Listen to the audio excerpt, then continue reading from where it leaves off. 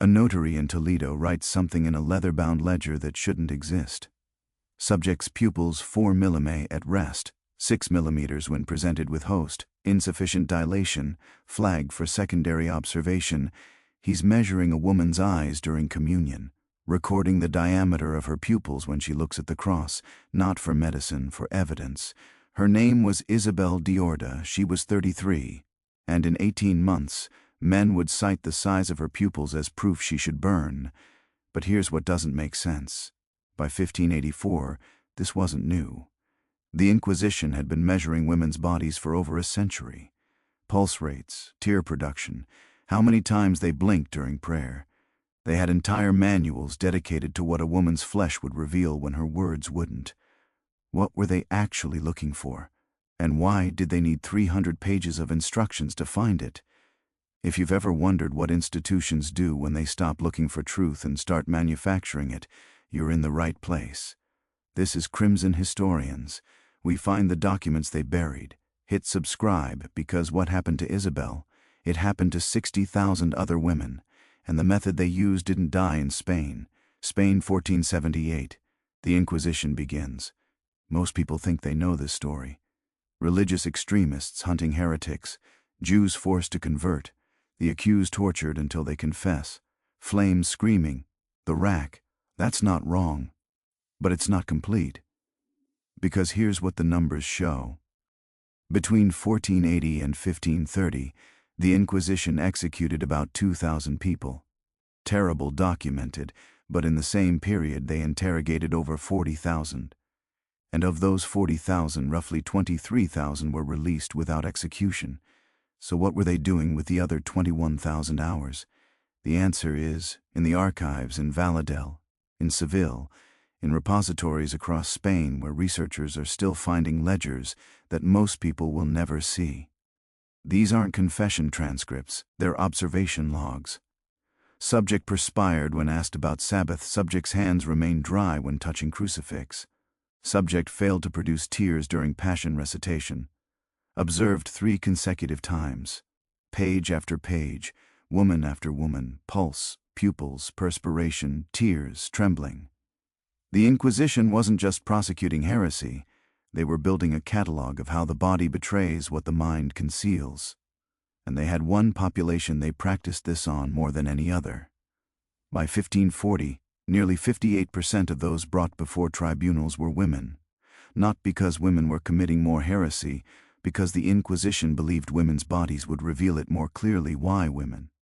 What did they think the female body would show that men's wouldn't? Isabel's door opens on a Tuesday, September 1589. 2 men, familiarists, Inquisition officers. They don't shout, "Don't break anything." One of them shows her a rolled parchment with a wax seal. She's not told what she's accused of. That comes later. First she's taken to what they call the audience chamber. Not a dungeon, not a torture room, a chamber that looks almost bureaucratic. Table, 3 chairs, crucifix on the wall, window with iron bars, but the sunlight still comes through. The ordinariness is deliberate. Because here's what's in the Inquisition training manuals. Yes, they had training manuals written by Tomás Torquemada himself in 1484 and revised 6 times by 1570. Here's what they say about the first 72 hours. The accused who enters in terror will confess to anything. The accused who enters in composure will reveal everything. They didn't want panic. They wanted observation because terrified people are useless for what they're actually trying to do. Isabel sits in that room for 6 hours before anyone speaks to her. Just sits with 2 notaries watching from behind a wooden screen. They're not writing her confession.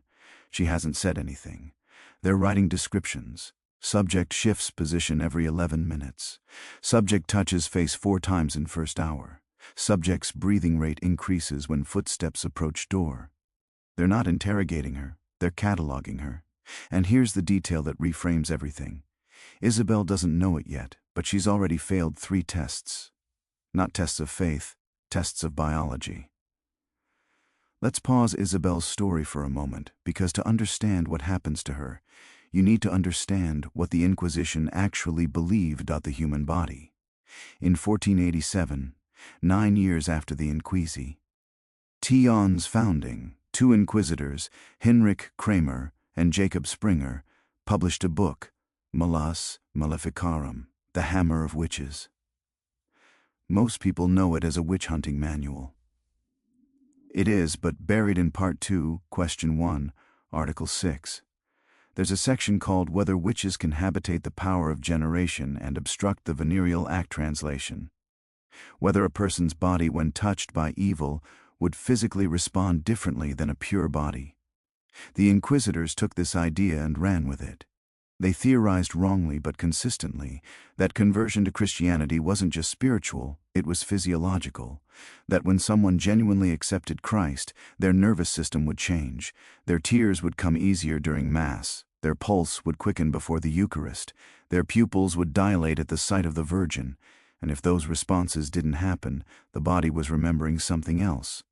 By 1520 there were Inquisition physicians, not to heal, to measure. They had instruments, calipers for measuring pupil dilation, water clocks for timing pulse rates, graduated vials for collecting and measuring tears. In Seville in 1537, a tribunal spent 4 months testing this theory. They brought in 50 confirmed conversos, Jews who'd converted to Christianity, and 50 old Christians, people whose families had been Catholic for generations. Then they ran both groups through identical religious exercises while measuring physical responses. The results, still in the archive, showed no consistent difference, none. The conversors cried, didn't cry, trembled, stayed calm, dilated, constricted in the exact same random patterns as the old Christians. One of the inquisitors, Francisco Peña, wrote in the margin, "The flesh does not differentiate what the soul contains. Our instruments detect nothing." And then he wrote one more sentence, "Continue observations, expand sample size." They knew their method didn't work. By 1537, they used it for another 150 years. That's not ignorance. That's something else. Back to that room in Toledo. It's now been 18 hours since Isabel's arrest. She hasn't slept, hasn't eaten anything but bread and water. The window behind her shows it's night now. Finally, an inquisitor enters. His name is in the records, Alonso de Mendoza. He's 58. He's been doing this for 22 years. He carries a wooden case about the size of a prayer book. He doesn't sit across from Isabel. He sits beside her, close enough that she can smell the ink on his clothes. The questions start, but they're not about Judaism. Not at first. Describe your wedding night. Isabel blinks, hesitates. She's been married 14 years. She has a daughter. What does this have to do with heresy? Mendoza opens the wooden case. Inside a glass vial, a thin brass rod with millimeter markings, a small mirror. I asked you to describe your wedding night. Did you feel joy? She answers, yes, of course. Did you weep? No. Should she have? Mendoza makes a note. Then he asks her Abu, her daughter's birth, whether she prayed during labor, which saint she invoked, whether she felt ecstasy, his word, ecstasy, when the child first breathed. Isabel is trying to figure out the right answer, but there isn't one because he's not listening to her words. He's watching her carotid artery. The notary behind the screen is timing her pulse with a water clock, counting how many beats pass in the time it takes for water to drip from one chamber to another. Then Mendoza does something that appears in dozens of Inquisition transcripts, but is almost never discussed in history books. He takes out the mirror, holds it 6 in from Isabel's face, and asks her to look at the crucifix on the wall while he watches her reflection. What is he looking at? Her pupils. In the records, there's a notation. Subject's pupils constricted when viewing crucifix. Expected dilation absent, inconsistent with documented response of genuine converts. Expected by whom? Based on what? There's no citation, no reference, just an assertion that Isabel's eyes should have responded differently. But here's the detail that makes this worse. Isabel knows what he's doing because by 1589, everyone knows. Converso families have been teaching their daughters for 2 generations how to perform the right physical responses. Cry when you take communion. Let your hands shake when you kiss the cross. Practice dilating your pupils by looking at candlelight before bed. Isabel has practiced. She's 43 years old. LD, and she spent 20 of those years making her body lie. And it's still not enough. After 22 hours of interrogation, Isabel is taken to a cell. Not a dungeon, not yet. A room 10 FT x 12 FT, one candle, a straw mattress, a bucket, and a cellmate. Her name, according to the records, is Maria Enriquez. She's 51. She tells Isabel she's been here for 3 weeks, accused of reading prohibited books. She seems kind, exhausted, sympathetic. She's lying. This is in the Inquisition manuals, too. Section titled Detestibus Occultus on Hidden Witnesses. When observation alone fails to produce evidence, place a cooperative witness in the cell. Instruct her to befriend the accused. Record all conversations. Promise leniency in exchange for testimony. They called these women auras, ears, former accused who traded information for freedom. Sometimes they were genuine prisoners who'd agreed to inform.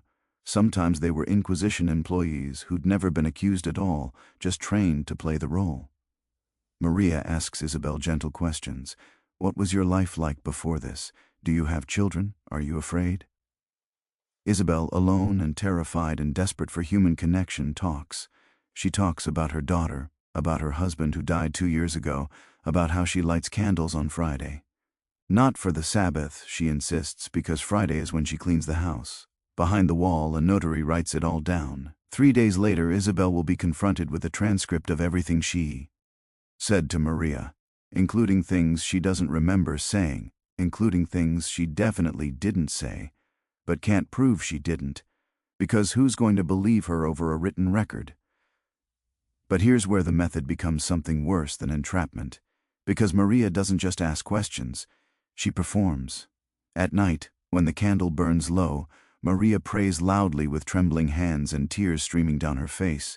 She clutches the wooden rosary they've allowed her to keep, and she weeps, genuinely weeps, while reciting the Pa Nostra. Isabel watches, and she knows she has to know what's happening.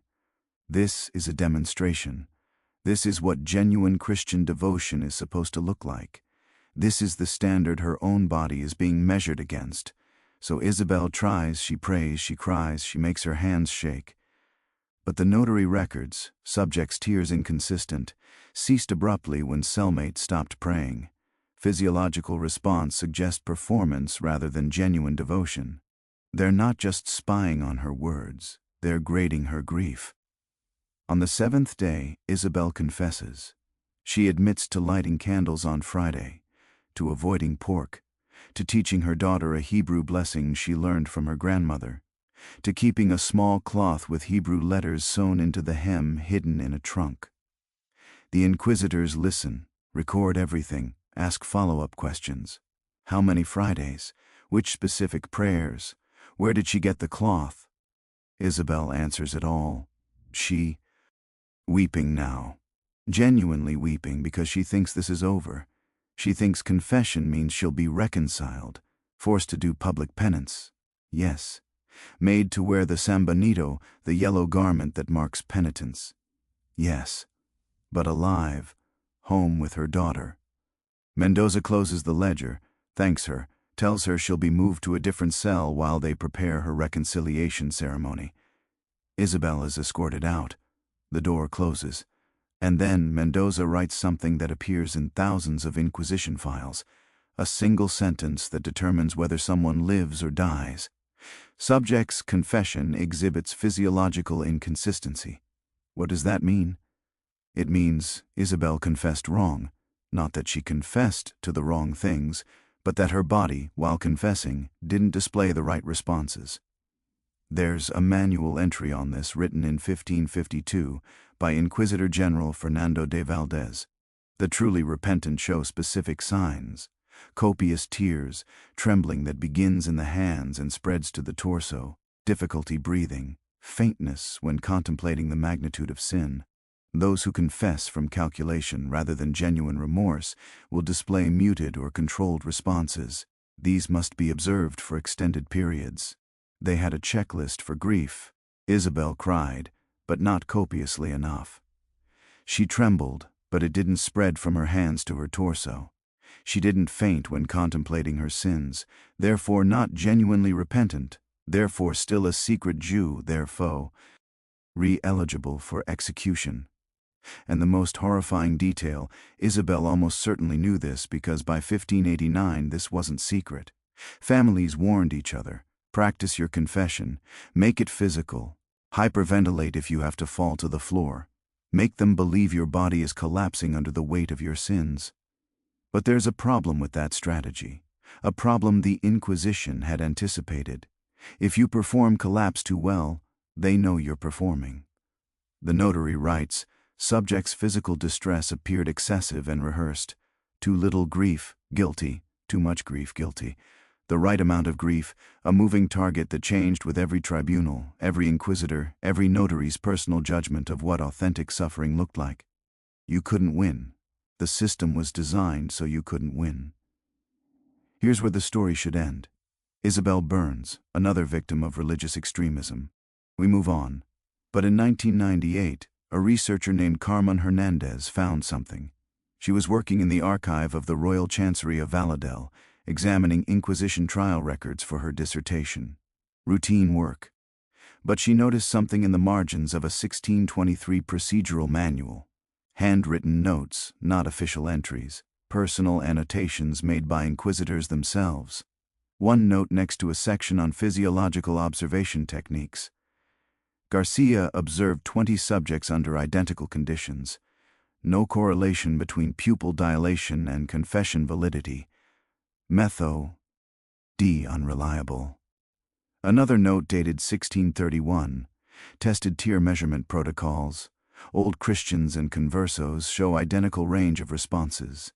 Physiological detection cannot distinguish belief. And then dated 1642. Aware method lacks foundation. Continue use pending alternative procedure.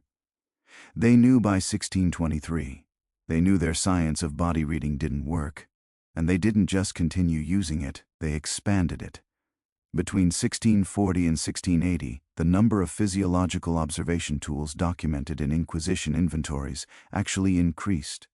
More mirrors, more calipers, more water clocks, more detailed instruction manuals on what measurements to take and how to interpret them. Hernandez found tribunal records from 1655, 32 years after inquisitors had privately acknowledged the method was worthless, where women were still being convicted based on insufficient tear production, inadequate pupil dilation, and controlled breathing inconsistent with genuine remorse. Why? If they knew it didn't work, why keep doing it? The answer is in another margin note. This one from 1638, written by Inquisitor Juan Diano Valdez. The method's value lies not in accuracy of detection, but in efficacy of control. When subjects believe their bodies can betray them, they police themselves. This is preferable to forced compliance. Read that again. The point wasn't to find secret Jews. The point was to make people so afraid of their own nervous systems that they'd regulate themselves. Make your own flesh the enemy.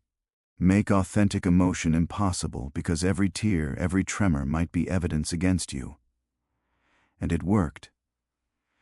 For generations, converso families didn't just hide their religious practices. They taught their children to control their physiological responses, to never cry too much or too little, to calibrate their trembling, to suspect their own biology. The Inquisition didn't need to watch everyone all the time. They just needed everyone to believe they were being watched, and to believe that their bodies would give them away. Isabel Dorda was executed on March 15, 1591, not in secret, in public in Toledo's Plaza de Zadova, in front of a crowd estimated at 4,000 people. The ceremony took 6 hours. First, the procession.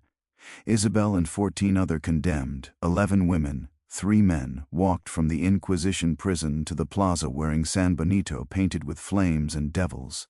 Their crimes were read aloud. Isabel's list: lighting candles on the Jewish Sabbath, refusing pork, teaching Hebraic prayers to her daughter. Confession lacking physiological consistency with genuine repentance. Body failing to display adequate signs of divine grace. That last line, that's what killed her. Not the candles, not the prayers. The fact that her pupils didn't dilate correctly. The fact that her tears didn't flow copiously enough. The fact that her hands trembled, but the trembling didn't spread to her torso. Her body failed the test, so her body burned. The execution method, relaxed to the SEC. Euler arm. Legal language, meaning the church hands you to civil authorities who will kill you because the church technically doesn't execute anyone. They tied her to a wooden stake, piled wood around her feet. There's a detail in the record that most summaries omit. They offered her a chance even at this moment to reconcile. If she confessed, genuinely confessed with the right physiological responses, they would gar her first before lighting the fire. A mercy killing. Isabel confessed again, said everything they wanted to hear, but the notary watching her. There was a notary even at the execution. Recorded subject's confession delivered without adequate trembling. Voice remained steady, eyes dry. They didn't gar her.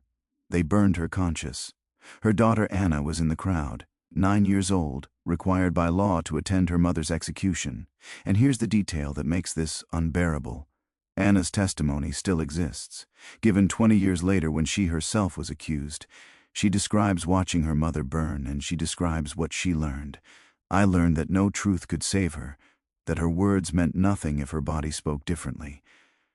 I learned that I must teach my own body to lie more perfectly than she did. I learned that surviving meant becoming a stranger to my own flesh. Anna lived because she learned the lesson. She practiced fainting during confession, practiced weeping on command, practiced trembling that started in her hands and spread to her shoulders, her chest, her legs. She survived by becoming what the Inquisition demanded, a woman whose body was an unreadable performance, whose every physiological response was calculated, whose authentic self was buried so deep that even she couldn't find it. The Spanish Inquisition officially ended in 1834, but the method didn't die. 1692. Salem witch trials.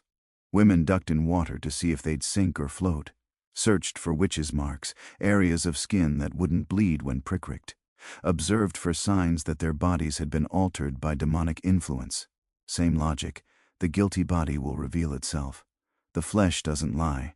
1933 to 1945, Nazi racial scientists measuring skull dimensions, eye color, nose shape, trying to build physiological profiles of Jewish features that could be detected even in converts to Christianity. Same logic, ancestry lives in biology. The body remembers what the person tries to hide.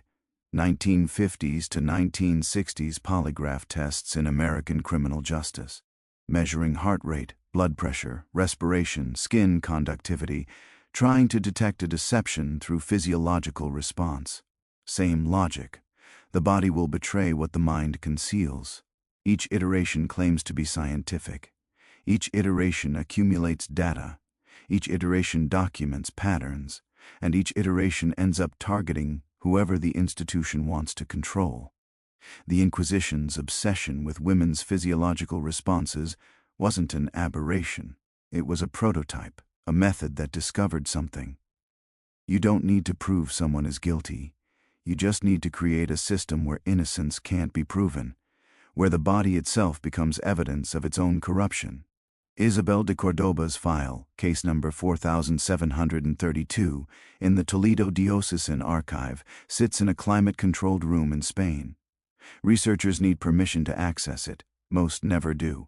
Inside 47 pages, observations of her pulse, her pupils, her tears, her trembling, transcripts of her conversations with Maria, the ear, records of her confessions, first, second, third, fourth, notations on the inadequacy of her physiological responses, and on the final page in careful script, relaxed to the secular arm. March 15, 1591, age 34. Execution confirmed. No further observation necessary. No further observation necessary because there was nothing left to observe. The Spanish mystic Teresa of Avila wrote something in 1577. She knew the Inquisition was watching her. She'd been investigated herself. Her writings examined for heresy. She wrote, "I am more afraid of those who are so afraid of the devil than I am of the devil himself." She understood. The danger isn't the punishment, it's the performance required to avoid it. The exhaustion of making your own body testify to things you may or may not believe.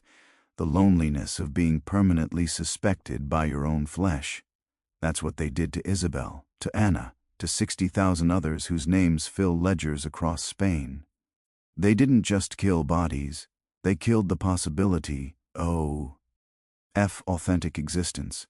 Made every emotion suspect, every tear a test, every tremor evidence. The body doesn't lie, they said, but they proved the opposite. They proved you can torture someone not with blades, but with the demand that their flesh confess what their mind refuses. If this story made you understand something about how power operates, when it stops looking for truth and starts manufacturing compliance, subscribe to Crimson Historians. We find the documents they buried. We resurrect the voices they tried to silence. Because the moment we forget how this was done to Isabel, how an institution spent 3 centuries perfecting the science of turning bodies into testimony, that's the moment someone tries it again. Our next investigation.